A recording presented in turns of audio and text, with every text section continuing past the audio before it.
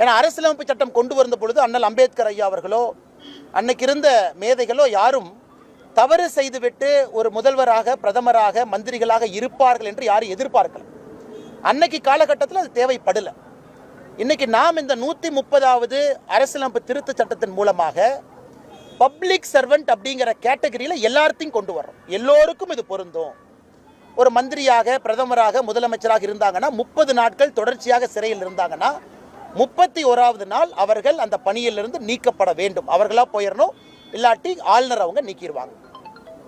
இதே 130வது அமெண்ட்மெண்ட்டுக்கு இன்னைக்கெல்லாம் பிரச்சனை பண்ணுறவங்க இந்திரா காந்தி அம்மையார் அவர்கள் 39வது அரசியல் திருத்த சட்டத்தை கொண்டு வந்தாங்க இந்த எமர்ஜென்சி டைமில். அதில் என்ன சொன்னாங்கன்னா, குடியரசுத் தலைவர், குடியரசு துணைத் தலைவர், பிரதம மந்திரி அவங்க மேலே எந்த கேஸும் போட்டாவே இந்தியாவில் செல்லாதுன்னு சொன்னாங்க. ஏன்னா அவர்களுடைய பதவியை தற்காத்து கொள்வதற்காக இந்திரா காந்தி அம்மையார் அவர்கள்